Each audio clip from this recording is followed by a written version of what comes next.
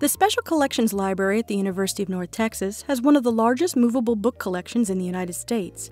We will use their examples when possible to explore the interesting history of pop-ups.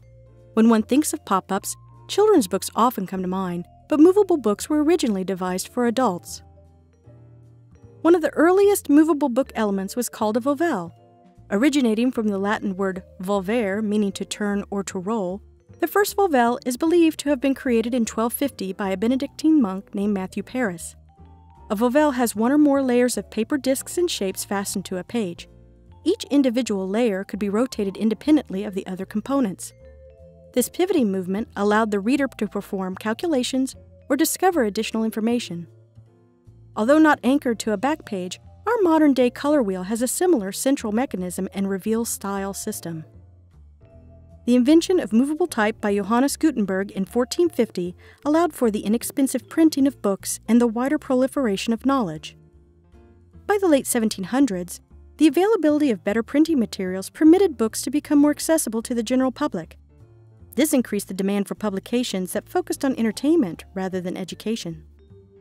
It was also during this time that books began to be created for a younger audience. Robert Sayer, an English bookseller and printer, is credited for inventing the first movable book for children. He called them metamorphosis books. By lifting a series of flaps showing the illustrations in stages, the reader is led through a moralistic story. Often using the harlequin as a central character, the turn-up books also became known as harlequinades, a book style popular from about 1765 through the 19th century. It was also popular with adults, and harlequinades were sometimes printed to correspond with current performances on the London stage. This relationship of movable books with the setting of the theater would continue for many years. Continuing along the same vein of morality tales for children is a book of verse created by the London toy novelty firm S&J Fuller. Entitled The History of Little Fanny, exemplified in a series of figures, this example is from 1811 and has accompanied paper dolls that correspond with the book's main plot points. As the story of unfortunate events progresses for poor Fanny, the reader would give her a costume change. Although not a movable book by our standards today, it is an early example of a book requiring child-reader interaction. During the Industrial Revolution, a new middle class with discretionary income was created. They had more money to spend on books and enough time to read them. Following the 1870 Elementary Education Acts in England, more children could read, resulting in a higher literacy rate. In the U.S., states passed laws to make school required between 1852 and 1917. The London publisher Dean & Son was a primary producer of novelty books, comic books, and movable valentines from the 1840s through the 1880s. Although their claim of being the originator of movable books can certainly be contested, they are credited for the invention of the pull-tab mechanism. Dean & Son also created sliding plates based on Venetian blinds. When a tab was pulled, a scene would transform into another through a series of slits. Dean & Son continued to dominate the market during the mid to late 1800s, but other contenders, especially those with connections to Germany, began to publish movable books in quantity. The technique of chromolithography, a color printing process, was perfected in Bavaria, where many low-cost and high-volume publications were printed. Raphael Tuck was a German immigrant who moved to England as a young man. Originally a furniture maker, he later opened a small shop that sold frames and chromolithographs from Germany. In 1870, he and his son started a publishing business in London, producing specialty paper items such as puzzles, cards, paper dolls, valentines, and books. The Tuck firm published Fun at the Circus, a book with raised overlays that created a 3D effect. Books from this series were produced in both color and in black and white to later be colored in by the reader. Similar to both Dean & Son and Tuck & Sons is this reproduction by Franz Bonn entitled The Children's Theater. It was originally published in 1878 by J.F. Schreiber of Esslingen, Germany. By using 90-degree angles and multiple layers, the illusion of depth is achieved. Notice the use of the theater setting for this book's narrative.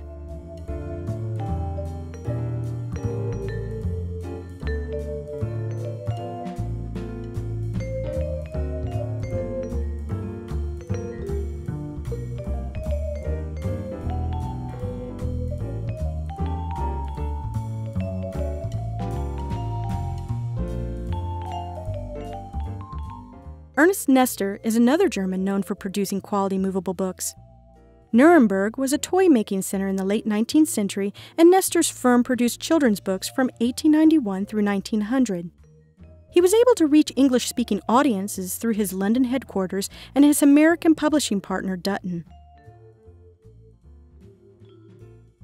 The dissolving picture book was one of Nestor's contributions to the genre. Similar to the Venetian blind principle, illustrations would have slits cut in them to allow a second image to slide and reveal when the reader worked a tab at the side or bottom. This movement would create a type of kaleidoscope effect. Another effect Nestor perfected was an automatic pop-up that did not require the reader to lift or pull. By placing a tab bridging the center of the book, tension would be created by simply opening the page. The result was a layered image with depth. These series of books were known as panorama picture books. One of the most admired paper engineers in movable book history is the German Lothar Meggendorfer.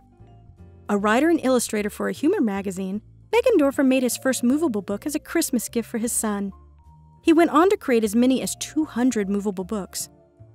Not content to only have one mechanism per page like most publishers, Meggendorfer's movables had complex pulls and lever systems that often pivoted with the aid of tiny copper coils. Now such joints are made with plastic.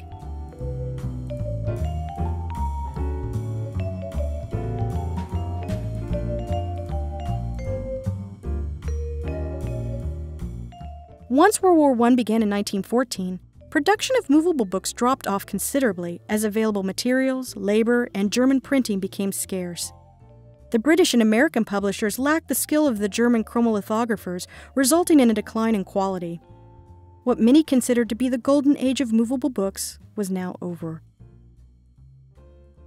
However, during the 1930s, a firm in New York called Blue Ribbon Publishing hired illustrators and paper engineers to produce books based off of Walt Disney animations and classic fairy tales. To market their movable books, they created and copyrighted the term pop-up.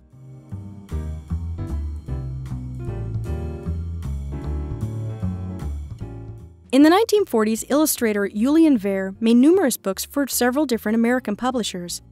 His movables were operated by a tab, but unlike Dean & Sons' works, the tabs could be moved up and down as well as back and forth, allowing the reader to create a variety of movements.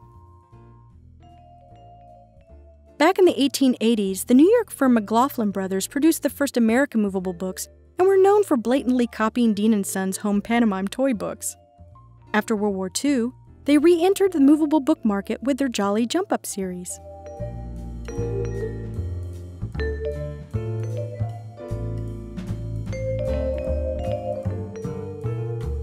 A resurgence of movables happened in the 1930s and 40s due to British editor S. Louis Giraud.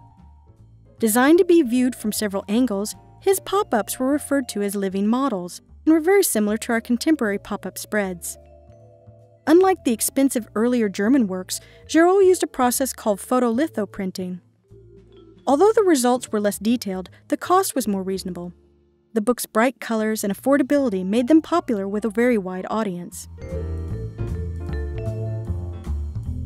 From the late 1950s into the 1960s, an artist named Wojtek Kubaszta created pop-up books for Artia, a state-run import-export company located in Prague, Czechoslovakia.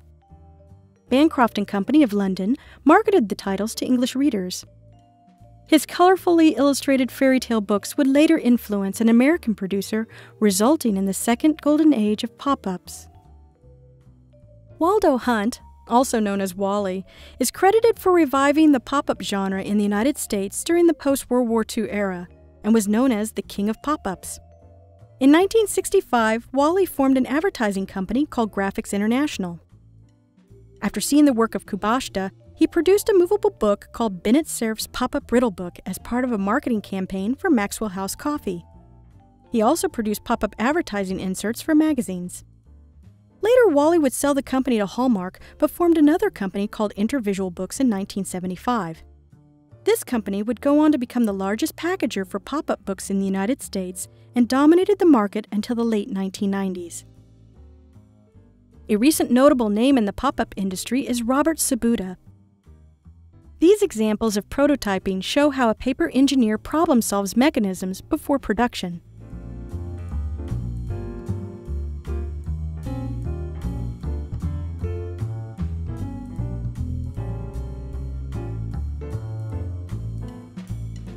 The intricate designs of Matthew Reinhardt also illustrate the progress within the field of movable books. Both of these artists' work is built on the legacy of the illustrators, designers, and paper engineers that came before them. Theirs and others' interactive designs help to advance the rich genre of pop-ups and engage both children and adults alike.